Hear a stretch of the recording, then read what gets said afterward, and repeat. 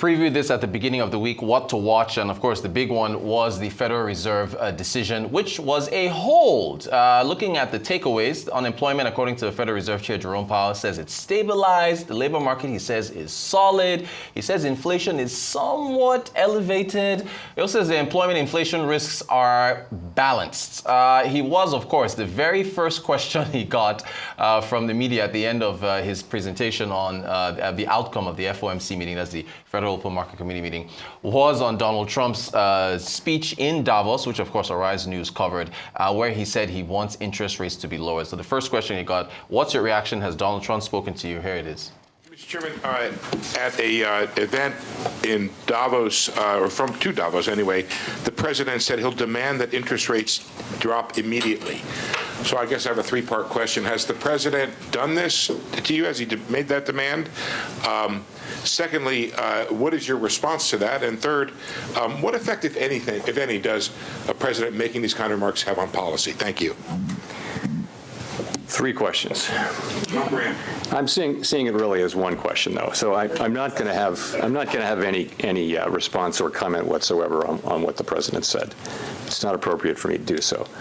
The public should be confident that we will continue to do our work as we always have, focusing on using our tools to achieve our goals and really keeping our heads down and doing our work, and that's how we best serve the public.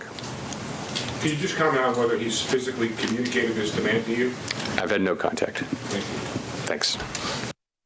All right, let's speak to Sam Jurrens. He's the CEO of Even Heard. He joins us from Oklahoma City, Oklahoma, bright and early in the morning. Sam, good morning to you, and I guess Happy New Year. Thanks for joining us. So the Fed held rates. What did you make of the decision, Sam? Yeah, it was, I appreciate you having me on, Rodas. It is early here, but it's always good to see you as well. I've had my coffee, so. Great. Yeah, the decision itself was relatively expected. Usually is whenever you get that close to a meeting. But the biggest thing that the market looks at is what do they say? How did their words change? And in particular, one thing stood out to me in the conference, and that was, he was pressed on this 2% inflation target, which I haven't really understood why they are so adamant about it, but they kind of reiterated that position. And, at this point, I think that was one of the major comments that he made to say, they're sticking at 2%, for that inflation target. We're seeing slashed forecasts for rate cuts this year. They've gone from, last year folks thought we'd get about, maybe 3. It's gone to 2. In fact, I think Bank of America says they don't expect any rate cuts this year. Where are you on that front as far as what your expectations are for 2025? Yeah, so that's a great point to that, 2% inflation target. You really saw the future expectations push any cuts out. And I have to agree with that. It's whenever you're getting closest to the meeting, that's where those expectations are pretty clear. Outside of that, they rapidly change from, every different economic data point that comes out. But, with them being adamant about a 2% target, I just don't see how we naturally get there, especially with any more rate cuts at this point. Now, I think last time we had you on the show, you expressed some worry that, with where things are in the economy, rate cuts would cause animal spirits and fuel equities beyond a reasonable point. I guess we're now forecasting less rate cuts in 2025 on the horizon. Does that give U.S. stocks less fuel? It could. We've I would say historically that would be the consensus, but we've definitely seen markets continue to rally to all-time highs through both a hiking cycle and a cutting cycle now. So it kind of depends, which industry you're looking at. I do think, like your earlier comments for Powell, referencing Trump. Trump is adamant about cutting rates where, the real estate industry, it may be necessary for, but outside of that, you're seeing a lot of, crypto related, meme coin related, just chaotic liquidity increases that, I wouldn't say are from a distressed market, which is usually what they're cutting rates into. I think the biggest point is, do we go into a recession? If we go into a recession, that's usually when stocks take a decline. And at this point, I don't think anyone knows that for certainty. We've been in this soft landing environment, which is characterized by the markets, being really excited by one release and then really depressed by another release and kind of just flipping back and forth, which I would say is much more characteristic of a soft landing. But if it does roll into a true recession for the American economy, then I think that's more so going to be what stocks are going to trade off of than necessarily the Fed decisions themselves. Now, speaking of stocks, we got some key earnings yesterday. I wanted to start with Tesla Q4 earnings. I guess revenue, EPS coming a bit under estimates. Its automotive revenue and deliveries down year on year. What was your reaction to the numbers from Tesla? We did have quite the day, and both Fed decision and earnings. You think someone would have looked at the calendar and tried to spread that out a little bit, but Tesla, they don't trade like a auto manufacturer, but in reality, that's the biggest part of their business. If you're asked, are they a tech company or auto company? Most people say tech, which, the benefit of tech is usually, really high margins, good free cash flow, lower CapEx. But Tesla's not in that industry. And so, for the auto space itself has really been struggling for the last, 12 to 18 months, as the, economy has changed, as the pricing pressures from the pandemic have subsided, the inventory issues. And now it seems like, inventory surpluses for the industry as a whole are there. And I think Tesla's doing a phenomenal job navigating that. And you kind of ignore the crazy hobby projects that Elon is also able to do within this company, and they still have these kind of margins. They've also got a strong and growing power segment of their business, which is doing quite well. But if I look at the business itself, in terms of valuation, I don't think anyone's ever been able to understand it. And they do trade for, that future growth. And I would say if I look at, just conceptually a company, they have a massive amount of growth. They're doing things, well equipped for the future with their, self-driving alone. That was a sci-fi experiment for a lot of businesses. A company like Uber dropped out of doing any more R&D and kind of just gave up, where Tesla continued to pursue that. And I think that's going to be one of their largest draws, to begin to look more like a tech company in terms of actual, providing software for other businesses and those things.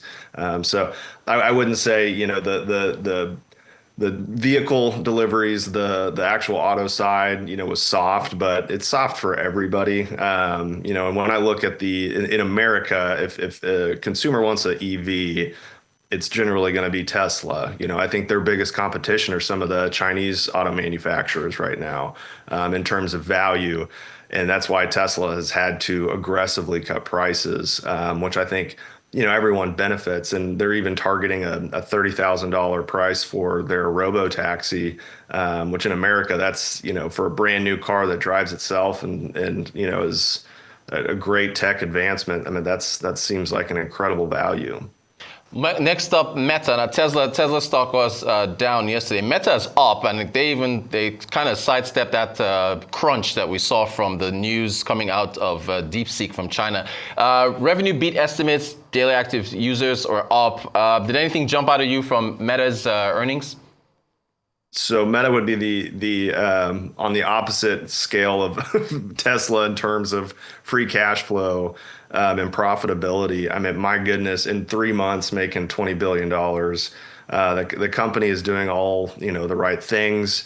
You rewind 2 years ago, the stock was under $100. A lot of people were doubting Zuckerberg's, viewpoints of VR and AR, which, if you listen to the call, he's still extremely passionate about. You can tell it just gets him excited. And I do think, I agree with him, 10 years from now, maybe, that's, going to be a major component of their business where, I think the way we interact with technology is going to vastly change specifically because of AI.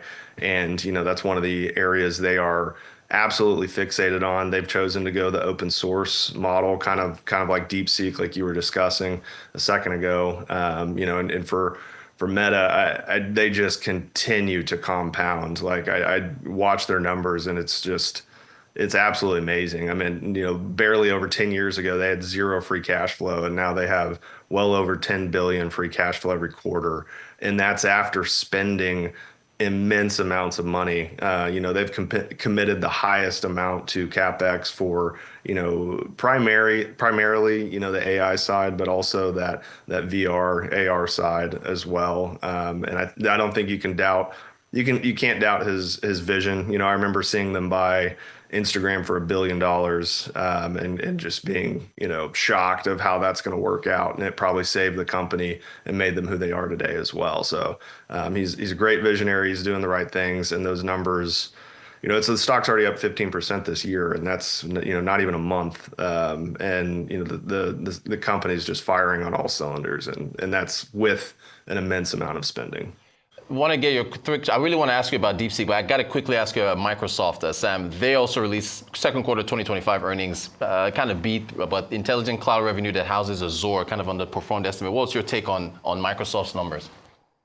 I think looking at those three companies in particular that we're discussing is interesting because they've almost all taken a different approach to AI. Microsoft was definitely the first one out to immediately snatch up OpenAI on the hype of their release of ChatGPT, and they've really tried to tie in that. I feel like now that's what investors are really watching is how do you profit from that? And I think Microsoft's really struggling to integrate those services. I think they do long term, but like you're talking about the Azure, the server side of their business is still strong. And I think that's going to be probably their benchmark or their baseline of having that business included in Microsoft. But the rest of it, I think it's going to be difficult because they will, if you think of that, Google and Amazon have those services as well. And so there's going to be a lot more price competition in that space.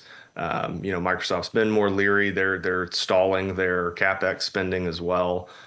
So it's definitely going to be, interesting next couple of years with all these companies taking different approaches. Speaking of competition, Sam, you saw the big meltdown for tech stocks on Monday when Deepseek announced that it was doing things a lot cheaper. You're talking about competition now. What's your reaction? You talked about Tesla and cars, and they're facing competition from China as well. So what's your read on Deepseek and the space, AI space between China and the U.S.?